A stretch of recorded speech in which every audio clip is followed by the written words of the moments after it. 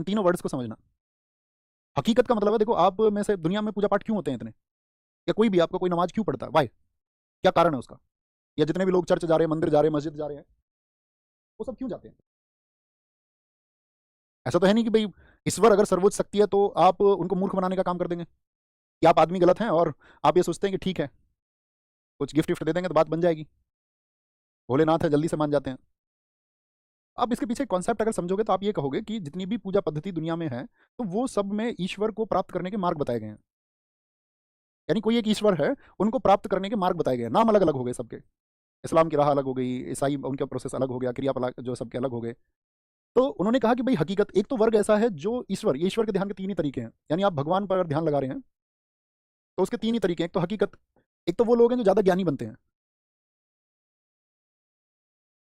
तो उसके तीन ही तरीके हैं, एक तो हकीकत, एक तो वो लोग हैं जो ज्यादा ज्ञानी बनते हैं, यानी कि जो चाह रहे हैं कि हम इंटेलेक्चुअल तरीके से ईश्वर को प्राप्त कर लेंगे, ठीक है, इंटेलेक्चुअल बुद्धि से हम ईश्वर को प्राप्त कर लेंगे, जो ज्यादा दिमाग लगा रहे हैं किसी भी तरह में, ऐसे नहीं ऐसे, ऐसे नहीं ऐसे, तो क्या कि उनको ईश्वर मिलता ही नहीं, कभी प्राप्ति नहीं होता, बहुत तार्किक हो तो। दूसरा है शरीयत, शरीयत में कर्मकांडों पर सवाल उठाया गया कि इस्लाम में बोला गया कि भाई जो जनेऊ पहनते हो ये सब कर्मकांड हैं, ये बेकार की चीजें हैं। जनेऊ का क्या अर्थ है, ईश्वर का तलाक, आपका तिलक से क्या संबंध है, जो तिलक नहीं लगाएगा तो क्या उसको ईश्वर नहीं मिलेंगे, जो जनेऊ नहीं पहनेगा तो क्या उसको ईश्वर नहीं मिलेंगे। तो फिर उन्होंने उल्टा काउंटर किया। तो आपने देखा होगा इस्लाम में भी माला चलती है, माला देखी है नहीं देखी? अब उस माला के अंदर उन्होंने कहा माला के अंदर भी धागा है, अब ये जो अंदर धागा है ये भी वही धागा है जिससे जनेऊ बना हुआ है, इस धागे को हटा दोगे तो ये मोती पिर ही नहीं पाएंगे आपस में।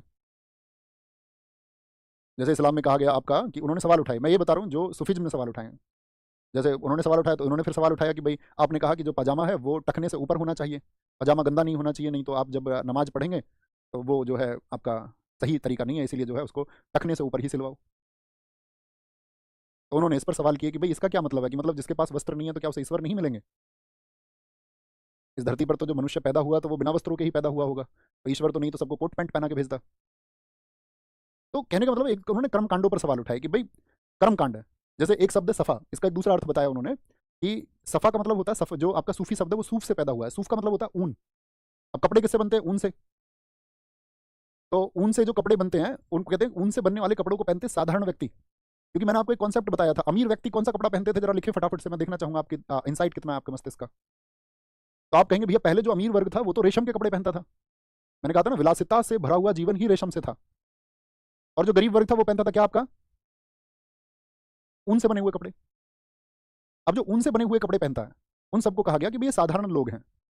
जैसे मोहम्मद साहब जब मक्का से मदीना गए तो उनके साथ बहुत सारे लोगों ने प्रॉमिस किया जाने का कि भैया मक्का से मदीना जाएंगे, लेकिन गए सिर्फ 80 लोग, तो उन सबने ऊन के कपड़े पहने हुए थे, साधारण कपड़े। तो कहते तब से उसकी शुरुआत हुई कि ये सब सूफी हैं, साधारण लोग हैं। तो जो साधारण तरीके से अपने जीवन को बिताए, जो प्रेम को आधार माने, वही सूफी परंपरा का है। तो उन्होंने कहा ना तो शरीयत से मिलेंगे ना हकीकत से मिलेंगे, वो मिलेंगे तरीकत से, और तरीकत का ही अर्थ है ईश्वर।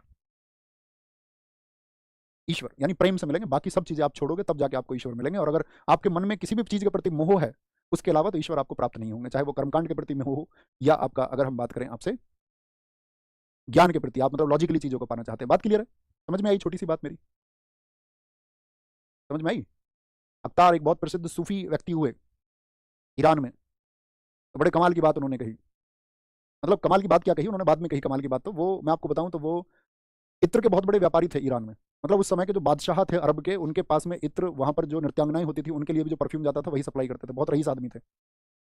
एक दिन उनकी दुकान पर एक फकीर आ गया। अब जो फकीर दुकान पर आया वो ऐसे झांक के देखने लगा, तो उनके कर्मचारियों ने कहा जी दुकान में झांकता है, उसने कहा मार लगाओ इसमें, पीटो इसको। अब उन्होंने तो उसमें तड़ातड़ तड़ातड़ लगा दिया चाटे, भेज दिया उसको। अगले दिन फिर आके खड़ा हो गया दोबारा से, बोतलों में जो इत्र रखे थे उन्हें देख रहा था, फटे पुराने कपड़े उसके। उसने कहा भैया तू क्या ले, ये तो बता रोज क्यों आ जाता है? उसने कहा जी एक बात बताओ, मेरे दिमाग में एक क्वेश्चन है, ये जो मेरे कपड़े मैंने पहन रखे हैं ये देखो कितनी जगह से फटे पड़े हैं, और देखा उसने उसके कपड़े सारे फटे हुए हैं। उसने कहा जी मैं तो हमेशा से मेरे पास यही कपड़े हैं एक जोड़ी, कहीं से फटते हैं तो मैं इनको सिल लेता हूँ, और जब मैं इनको सिल लेता हूँ तो मेरी जान इन कपड़ों में बस गई है, इस गुदड़ी में मेरी जान बसी हुई है। और मैं ये सोचता हूँ कि जब मैं मर जाऊंगा तो मेरी इस गुदड़ी का क्या होगा, मतलब मेरे इस कपड़े का क्या होगा जब मैं मर जाऊंगा, तो मेरी जान इसमें अटकी हुई है। उसने कहा यार पागल आदमी है, क्या कहता है, पागल वागल हो गया है क्या?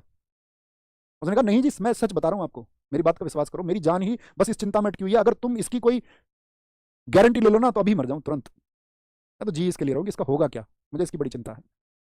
तो बोले फिर मेरी दुकान पर क्यों आते हो? ठीक है तुम्हें ये चिंता है। बोला जी तुमने इतने सारे डिब्बों में जो इत्र बंद कर रखा है परफ्यूम, तो तुम्हारी जान तो फिर सारे डिब्बों में अटकी रहती होगी, तुम नहीं सोचते होगे इनका क्या होगा? उसने कहा भाई ये पागल वागल आदमी है, इसको बादशाह के पास ले चलो।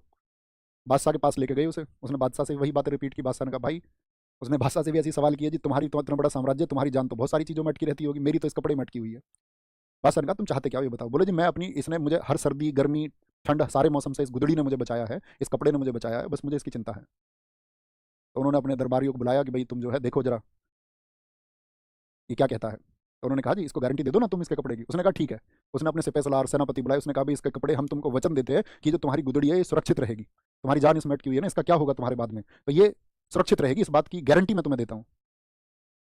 तो कहते हैं जैसे ही उसने अपने कपड़े उतारे, उसने कहा हाँ जी मैं बहुत खुश हूँ, और जैसे ही उसने वस्त्र दिया तुरंत मर गया, तुरंत ऑन द स्पॉट। तो राजा को ये विश्वास हुआ कि हाँ इस व्यक्ति की जान सच में इस गुदड़ी में अटकी हुई थी।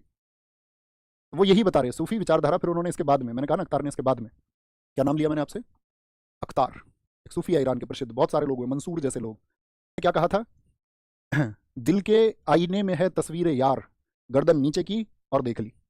दिल के आईने में मतलब आपके अंदर होने चाहिए ईश्वर, गर्दन नीचे की और देख ली इसका अर्थ है कि आप विनम्रता से झुके हुए होने चाहिए, तब आपको ईश्वर का मार्ग मिलेगा। बाकी आपके अंदर प्रलोभन है, बहुत सारे लालच है, तो आप ईश्वर के मार्ग को कभी प्राप्त नहीं कर पाएंगे। बात क्लियर है? तो ये सूफीज्म की विचारधारा है अपनी। बात क्लियर रहेगी, ध्यान रहेगा। आगे चले, अगली बात पर आते हैं। 1203 1203 में इसके बाद में जगनिक ने बहुत कुछ लिखा है, पृथ्वीराज विजय भी, उस समय की बहुत सारी घटनाओं को लिखा है जगनिक ने। आलाउद्दीन के बारे में कहानियां हैं कि जब मतलब एक बार ये जो है कालिंजर अभियान की बात रखे हुए, तो जो ये कालिंजर के राजा थे ये किसके समर्थक, ये कन्नौज के समर्थक थे। तो आपका कन्नौज के समर्थक हो गए, तो विरोधी किसके हो गए? पृथ्वीराज चौहान के। तो पृथ्वीराज चौहान और इनके बीच में भी युद्ध हुए हैं। तो पृथ्वीराज चौहान ने जब कालिंजर पर युद्ध किया था, तो यहाँ पर कहते हैं कि उस युद्ध में आला और उदल मारे गए। एक कहानी तो ये है, ठीक है, जो कि आज मैंने कहा था जो सबसे ज़्यादा एक्सेप्टेड हिस्ट्री है, सतीश चंद्र वो इसी बात को कहते हैं कि आला और उदल दोनों मारे गए। एक कहानी ये है कि सिर्फ उदल मारे गए, आला नहीं मारे गए। आला ने लगभग 52 युद्ध किए, जो कि प्रतीत नहीं होता, इतनी बड़ी घटनाएं अगर इतनी बार युद्ध हो तो उसके बारे में फिर मतलब बहुत सारे लोग लिखते। लेकिन कहा जाता है उन्होंने बार बार पृथ्वीराज जी को हराया, और अपने गुरु, कहानी पर आती है एक आपका कि उन्होंने अपने गुरु जो थे गोरक्षनाथ, उनके कहने पर पृथ्वीराज चौहान को छोड़ दिया था। तो मतलब बड़े वीर थे ये सेनापति, बहुत वीर सेनापति थे बुंदेलखंड के। आपको याद रखने हैं आला और उदल। इस सेना में जब ये युद्ध हुआ था कालिंजर अभियान, तो इसका नेतृत्व इन्हीं सेनापतियों ने किया और इनको यहाँ पर शहादत प्राप्त हुई। ठीक है, 1203 यहाँ पर बात आएगी फिर आपका